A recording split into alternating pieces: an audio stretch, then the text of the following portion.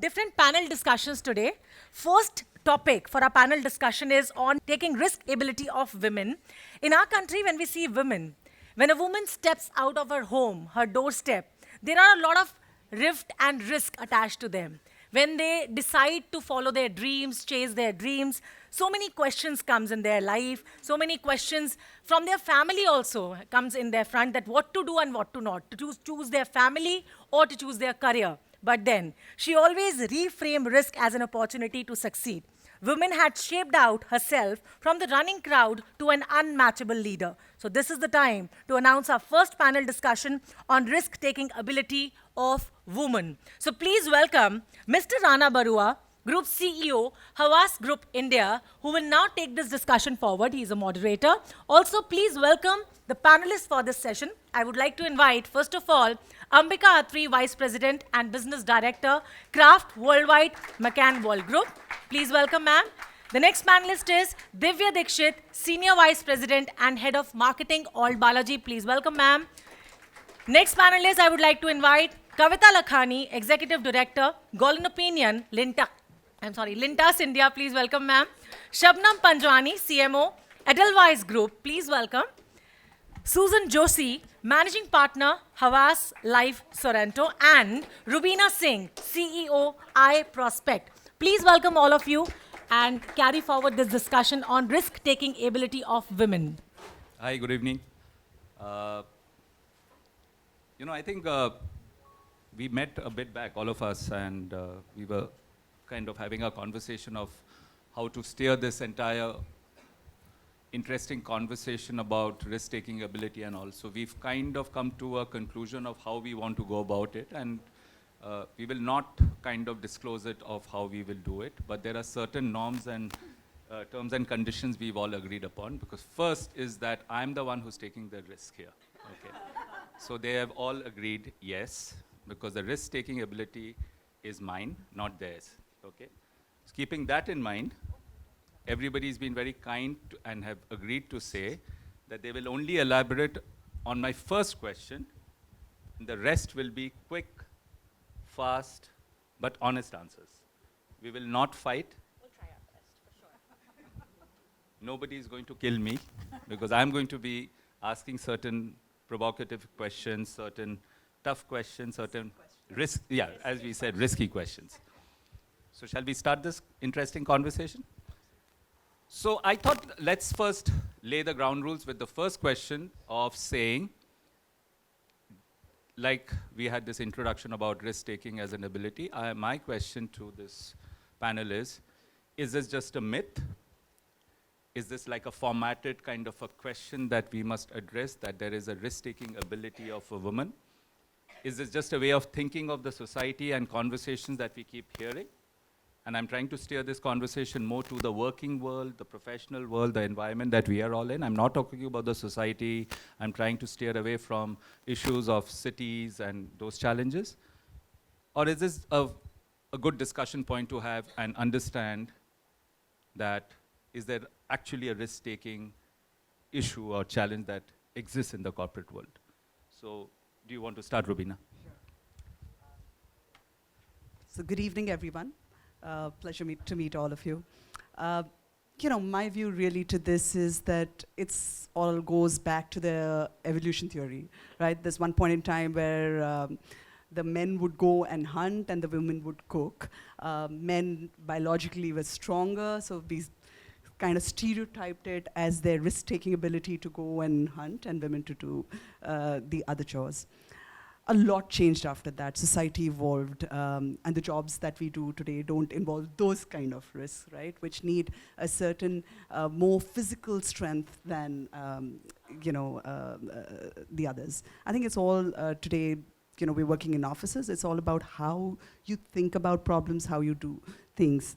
Unfortunately, what has happened is while we've evolved as a society, there are some things which are still ingrained in us, and we still believe, it's still perceived that women don't take enough risks. And that's largely because, in my view, the way we evaluate risks, the way women approach risks is very, very different. So women may not be reckless, they may take time to think it through and then take cautious risks, which may be the need of the hour as well. Or their ability to take risk or to look at risk and then make the trade-offs could be very different from the trade-offs that men make. So that's really my view on this. Thank you so much, Shabnam. What do you think? Sure. I'd just love to add to what Rubina said. And I'll give you a perspective from the financial space, which is where I come from. And good evening to all of you as well. Two simple studies that were conducted, but really large studies. We've all heard that when it comes to finance, men know how to take risks. Women are largely risk averse, right? I'm sure a lot of you probably also have the men in the family look after the monies, and many of you may not even know about what is happening in that space. During the great financial crisis, 2007, 2009, there was a very large study conducted by a fund house. 2.7 million investment portfolios were studied. And what they found was men, at the end of this period of the study, cashed out at 10% less investment returns than women. Another study shows that men traded 45% more times than women. However, their returns were a whole 2% less than what the women made. So yes, like Rubina said, I think the way we look at risk is a lot more calculated. We are a lot more stable, a lot less impatient. Men, and I know I promised no male bashing, but women tend to underestimate their capability as well as their investment potential in what they have invested. Men, on the other hand, and you would all, I'm sure, have heard this, are largely overestimators of their financial capabilities and what they've invested in. And therefore, one comes from a space of overconfidence. The other one, and that is actually our greatest strength, the ability to go out and ask before taking that calculated risk. So we are not, we don't have a problem being vulnerable and therefore asking questions, and therefore then taking the right choices, making the right choices. The risk-taking ability in both, otherwise the same. Thank you so much. Susan, what do you think? I think, again, in this group, maybe I come from the healthcare background, so I think if I say physiologically, anatomically, as women, we do have our estrogens cushioning us and the testosterone's kicking the guys, and that also puts them in a very large risk-taking, space. And that's what actually, I completely agree that we kind of take a lot more calculated risk. I'm sure when we are in the corporate world, we are in a level playing field. So when I look at, maybe our male counterparts, I don't think there is a choice of not taking a risk, because if I have to move ahead, if I have to get my teams ahead, or if I have to push the business ahead, I have to also take that risk. But the way we take the risk is far more thought through. We know maybe we are also looking at the pros and cons, and that's what I always do. What's the best thing that can happen? What's the worst thing that can happen? And let me find a solution so that if the worst thing happens, what's going to be my plan B? So these are things which are your mental conversations, and to some extent, I think when the men do it, they have the gambling risk ability. We possibly don't do that a little more. I don't know. I also saw some studies which say that women are now getting into casinos and gambling more. But I'm sure it's a lot more male-dominated territory. And yes, to that extent, it just kind of corroborates what everyone else is saying. It seems to be following that there is naturally a certain conversation that's emerging. Kavita? Yeah, I just wanted to add to, I think they've made all the points that need to be made. But, I think what was there 25 years back in this country has dramatically changed. And I think, and that's very true for the corporate world. There are some sectors where it's even more prominent now. So the financial sector, like Neelam said, was completely male-dominated. It's completely changed now. A lot has changed, I think. A lot more has to change.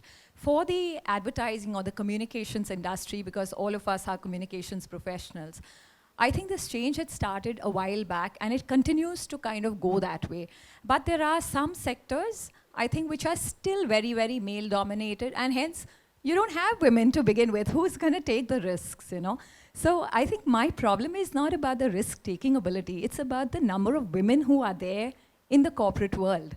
And I think that's what's missing. Once they get into the corporate world, then it's completely a level playing field. And thanks to a lot of other factors, you know, so you have the internet and you have, you know, society changing. So I think we are moving in a good way. Divya. Okay, so everybody's been talking about calculated risk, and I think I'm going to be the odd one out saying risks always need not be calculated. Sometimes they're circumstantial.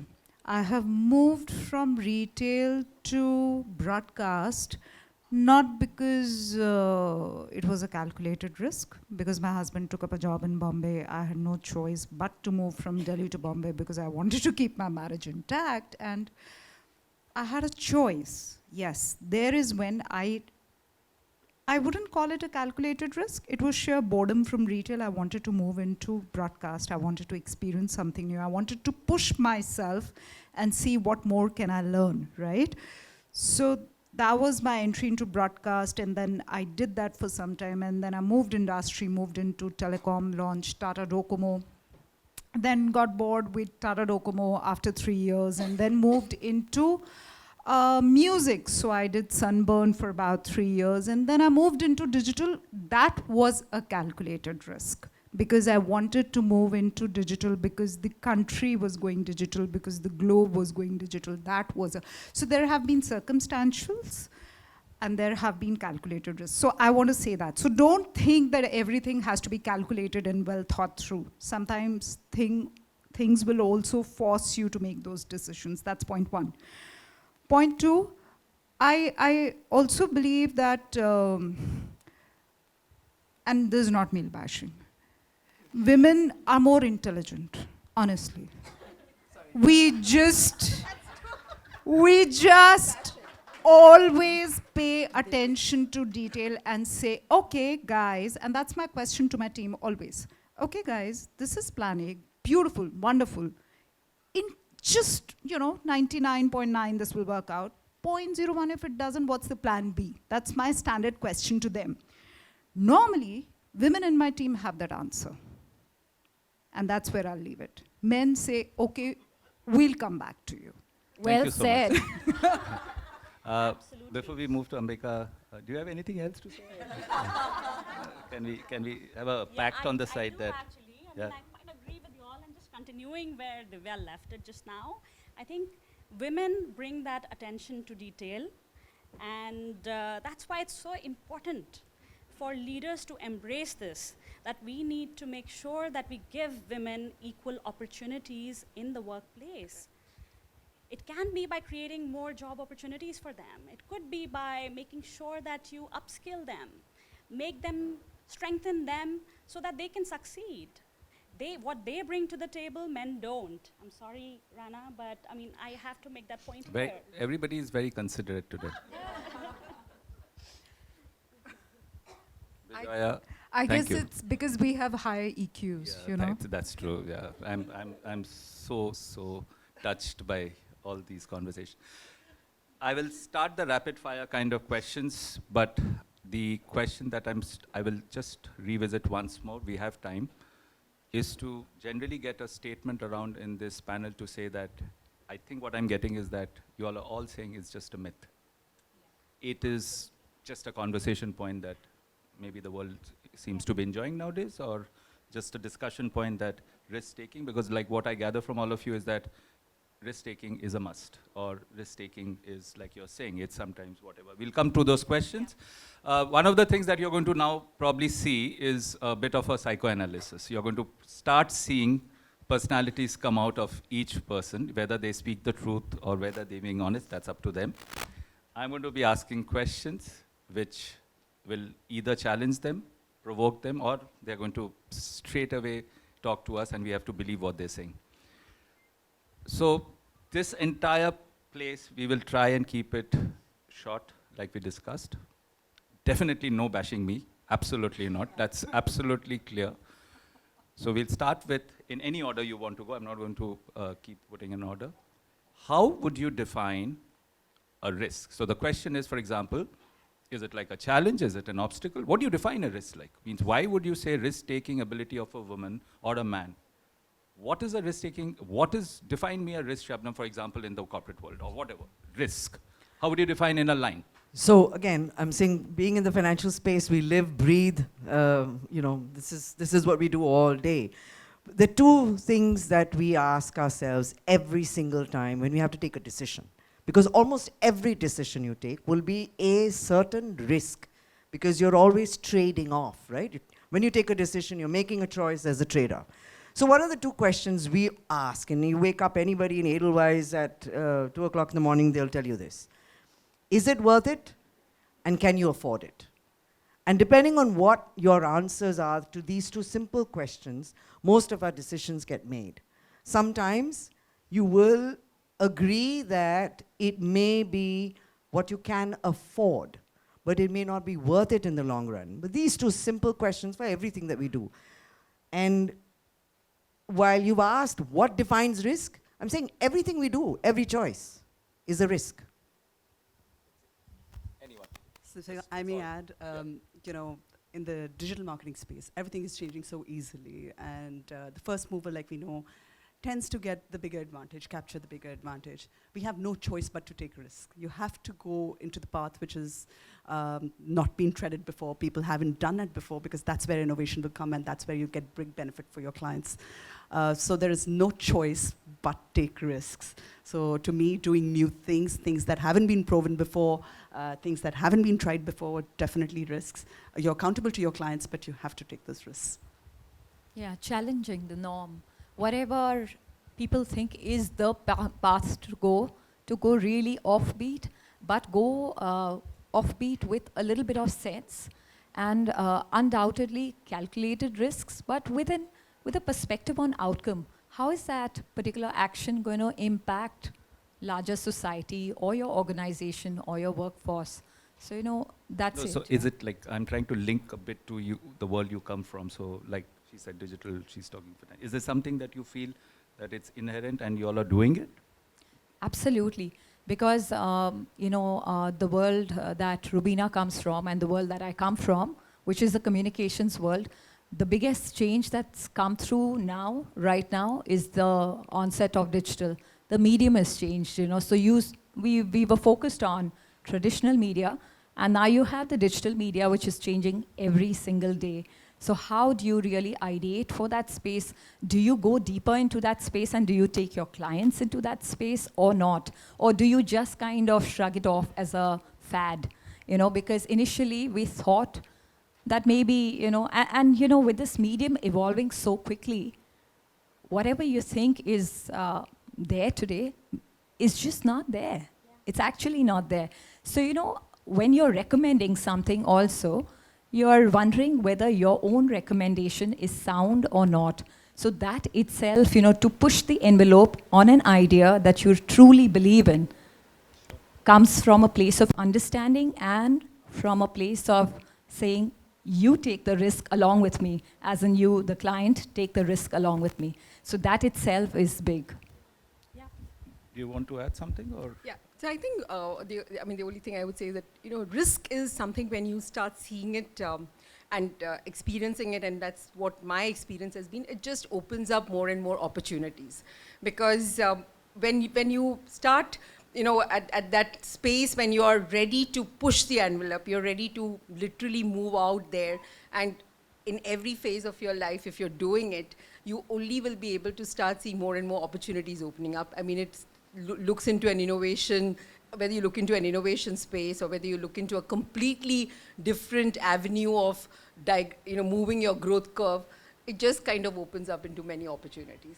Sure, thanks. So this is the first one which is going to push you. One big risk that each one of you took, which you feel, whatever it be, game changer, life changer, one big risk which you felt you overcame many obstacles, you went against the grain of the salt, whichever way, but it has to be something which you have to tell us that this was a big one which could have gone the other way also, means whatever, whichever thing. Sure. But not personal. I'm not getting into at all personal world. Yes, absolutely. It's a big, because it's a learning from many of us to understand how did you do it and what happened. We'll request if you couldn't keep it short, but let's go for it. This is part personal, but of course has to do with profession. When I turned 38, decided to opt out, stop working, leave the country, and go get a job as an executive secretary. No authority, no responsibility. And the risk was to try and, we're all A-type personalities. I mean, that's why we are wherever, right? But to make sure that I take the risk to completely diminish yourself, to be in a place where you have no authority, no responsibility, and learn to live with it. It didn't work. But it was a risk that I was willing to take. Anyone I'm else? going to take. Yeah. No, I'm thinking. I can. I think if I look back at my career, I started in the broadcasting industry, right? Then after spending more than a decade, when TV was at its peak, I moved into print, which was again very counterintuitive. Most people at that point in time who were working in the print industry were trying to make that transition into television, like everybody wants to make that transition into digital right now. I launched Forbes India in this country. I think that was very counterintuitive. On the hindsight, it worked out very well for me. That risk played off. But I know a lot of people, my colleagues, my peers coming up to me and talking to me, why did you do this? And talking behind my back, is it that she's not doing very well? That's why they put her in this punishment posting and things like that. But yeah, I think it was a big risk. It could have been that I was actually taking a step back into an industry which was sort of not growing at the pace where I was in at that point in time in the center of the action, but it gave me a larger opportunity to learn newer things which I hadn't done. So that's a risk that I thought would work for me, and on the hindsight, it all worked out well. Have you thought through, or should I? Yeah? Yeah? Okay. I think I've taken two major risks in life. One was when I moved from retail, 8.5 years of retail experience. By then I knew retail like the back of my hand. The easiest thing is to just climb the ladder in the same industry. I think I shifted the industry out of sheer boredom. So when I shifted to Bombay, I had two offers, one from a broadcast, one from a retail again. And I was just so bored. I said, let me try broadcast. When I walked into Sony, I didn't know how to read TV TRPs. I was an absolute fresher starting at an AVP post. I gave myself 3 months. I said, either I learn this or ace this, or I get out. Because then, I don't deserve them. So that was a big risk. It changed my life in the perspective that I got addicted to content. And I decided I'm going to have my journey in this. The second risk I think I took was when I moved from Z5 to Old Balaji, because everybody told me, are you nuts? You're moving from Z to Old? Are you nuts? The promoter's not the easiest to work with. I said, yeah, but you know what? Let me take this chance because I have an understanding of how to launch a platform. Maybe I can do something more out there. Today we are one of the top 4 grossing OTT apps in the country. Of course, there's a lot of hard work, sweat, blood of the entire team that's gone behind this. But I'm just glad I took the risk, because I've gone beyond marketing. Now I do direct revenue, I do analytics, and there's so much more that I can play around with here. Those are the kind of risks you're happy to take, is what I feel. Thanks. So I'm going to keep it really crisp. And I want to share a personal experience as well. 8 years back when I joined Kraft, I was running a production agency and I was very happy where I was. It was a comfortable job. I was winning new accounts, so it was really good. And this opportunity comes along to set up a global startup, which would begin with just a small team on print, 1 account to manage, and that's it. But the idea of growing it, starting something of my own, was what got me here. And today we are a 135 people strong team here, doing print, doing digital, doing broadcast, transcreations, and content production. And globally, we're a network of over 1,400 people, which is great, and we're working with some of the best brands. That's a risk which was worth every hour, all the sweat and blood that I have spent over the past 8 years. Perfect. Um, in fact, I would, yeah, it was a really, really big risk because I come from a pharmaceutical background. I've done my pharmacy and I had no idea what advertising is. But after doing 10 years in product development and marketing, I had this boss of mine who constantly drilled Ogilvy in my head. I used to dream Ogilvy, I used to read Ogilvy, and I used to wonder what is advertising all about because the pharma industry never knew what advertising is. One day I decided that I'm going to really do what Ogilvy did in healthcare, and that's when I packed my bags and I decided that I want to start my own agency. And everyone under the sun said, there's no concept called healthcare advertising. What are you doing? I mean, are you going to do artworks? Are you just going to do some production? Are you going to do graphic designing? I said, no, I'm really going to see what advertising can be done in the world of healthcare. And this was 25 years back. Trust me, friends, I have not looked back. That time it was a huge risk. I still remember my father who comes from, and my parents were from very, one was a teacher, the other one was from a very government job, saying, are you really going to give up your, very, very stable job? I had a 3-month-old kid, and, my husband was supportive, so he said, you do what you want. Maybe I'll manage with my salary and see whether you do well or not, but I'll be there to support you. And I had to leave my child at home many times because, I had to start this. And really, I think it was the biggest risk I took in my life because there was no precedence of a healthcare advertising that people have done well in it or not done well. But 25 years ago, it started in 1994. And today also when I look back and when Havas bought us 3 years back because we got acquired, I really, even for a minute, I would say, I don't regret it. I love every moment of my job, even today, and I would live this moment again and again because it was such a huge risk that I took at that time because I didn't know anything. And I now can feel so much more confident. I keep learning a lot, lots to look forward to, and I think I wish I could get another 20 years of my life because I'm almost 58. I don't know when I'm going to retire soon. You're very young. So I don't mind taking those risks again and again in my life. Thank you. So my family wanted me to become a doctor. I studied very hard. I was on that path. And then I said, no, I love communications. I loved everything about communications. There was this fascination. So that was really the turning point of my life. I actually had to get back and convince a lot of folks to say that, what, communication sounds good. And in that era, which was nearly 25 years back, advertising agencies were not the good places for women to be in. So that was one thing. But what's very interesting is that I truly believe in gender diversity. So in the public relations field, I head a public relations company. We have a reverse problem. We have more women than men. So one of the most important things that I felt was that one needs to have a balance, And, but the men aren't there. What do you do with them? Where do you find them? It's kind of a contrast to the finance field, right? Where it's very male dominated. Public relations is very, very female oriented. And I think one of the journeys, the most interesting journeys that I've undertaken is to try and see how many more men we can get in the workforce, specifically in the public relations field.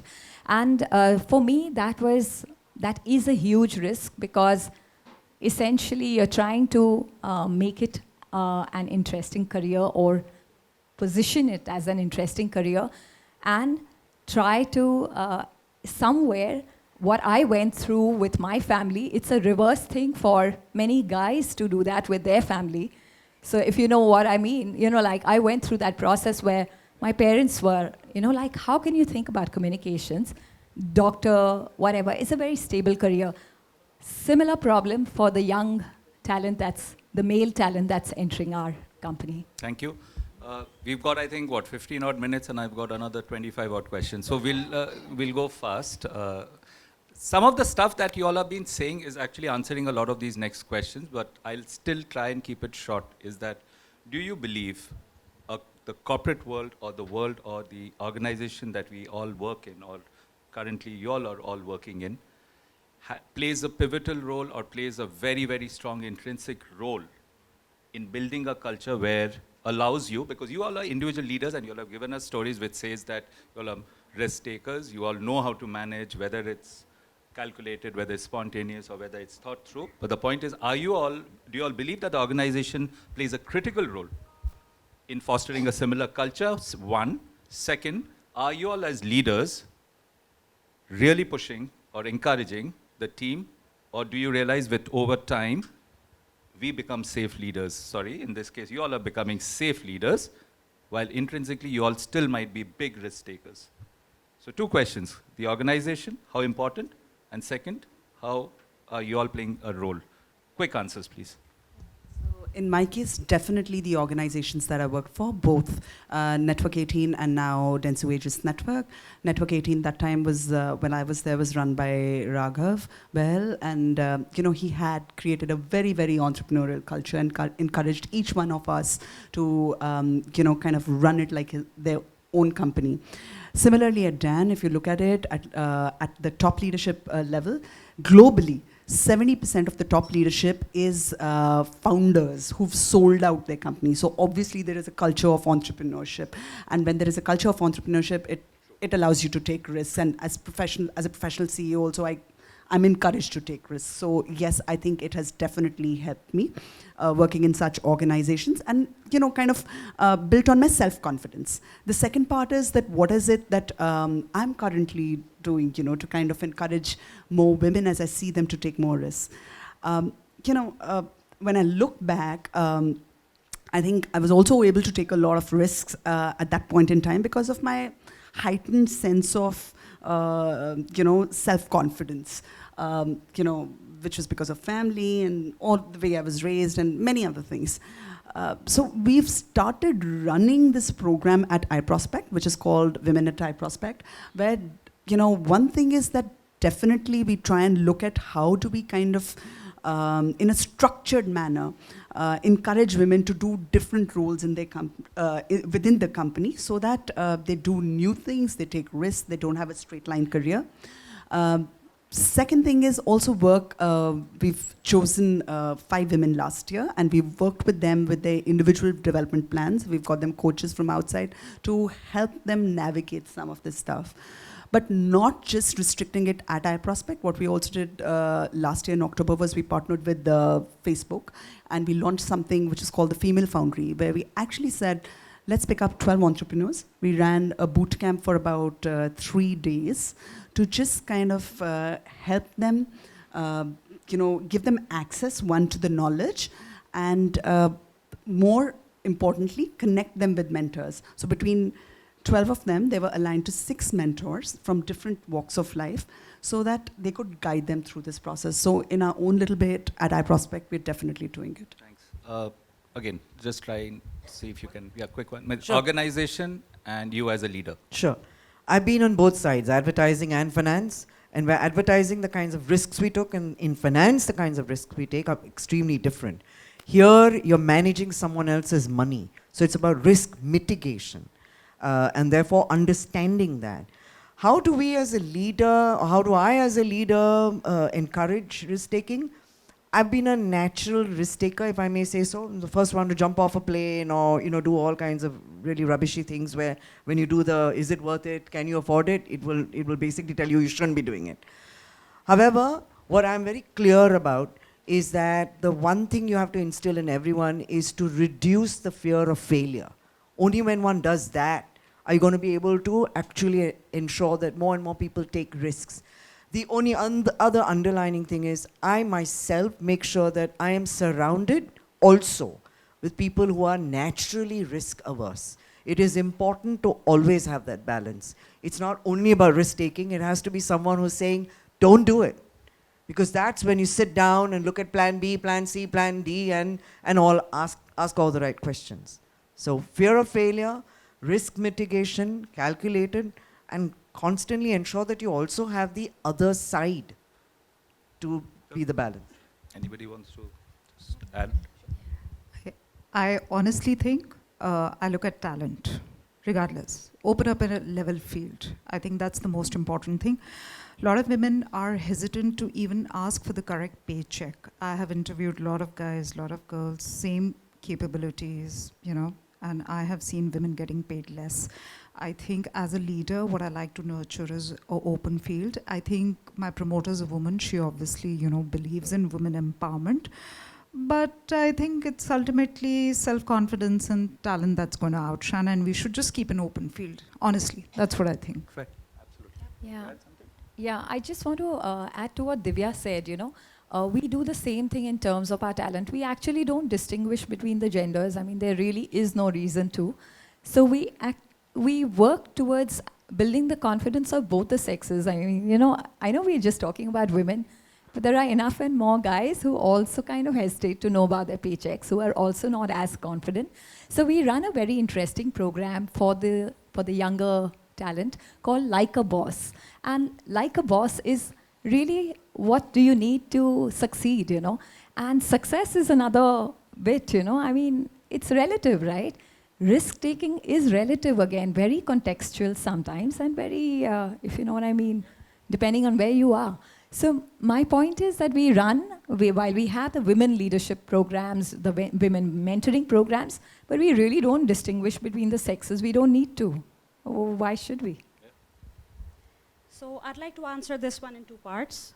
The first one is, are organizations doing enough? They are doing their bit, but no, it's not enough. But I do see that we're moving in the right direction now.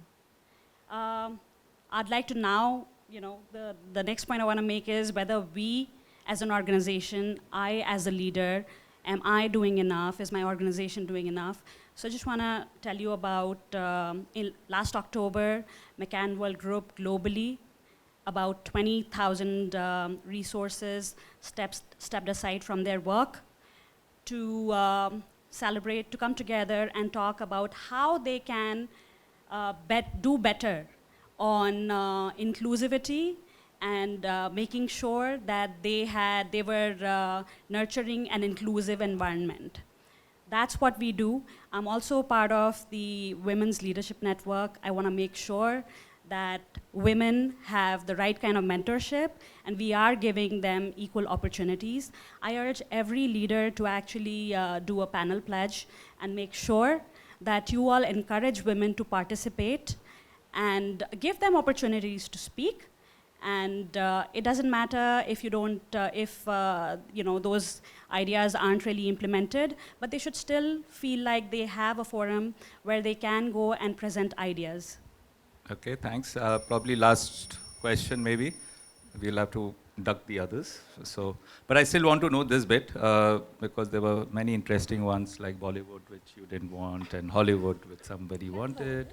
No, we don't have time. But I still want to know about that one risk that you all didn't take in your careers. And please, like I said, it's up to you, which you think you should have taken. That one risk, like we defined risk-taking ability, and you all have kind of demonstrated to us that you all are risk-taking leaders, you all believe in it. But tell me that one big risk that you all feel you should have taken. And maybe you won't be sitting with us today, It's like that, yeah? So I've been wanting to start a conscious fashion platform, and I kind of semi-worked on it since last year. But I realized, given the job that I have, which is a very hectic job, I can't, in client servicing, so obviously can't do two things at the same point in time. So it involves, if I have to pursue that, and that is my passion, something my dream, and something I'd love to do, but do I have enough risk-taking ability to just like say, okay, I'm giving up what I have or I've worked so hard for over these 20 years? I kind of regret it sometimes, and I don't think I've been able to take that risk yet.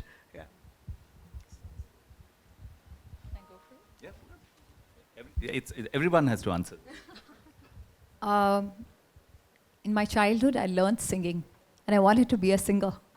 And, then education happened, and parents balked at the idea of becoming a professional singer. I actually gave up that dream, and after 25 years now, I've actually picked it up again, because I just feel like I want to go for it. So, yeah, I do regret that I gave it up, but yeah, I'm back on it. I've thought hard about this. I actually don't have any regrets. I do have one wish, though. I wish that when I opted out of working forever in my life, millions of years ago, I wanted to join the intelligence and join the raw. Never followed up on it. I think largely because IAS and IFS and all of those exams are terribly tough. So I don't think it was more about not taking the risk, it was more about being lazy.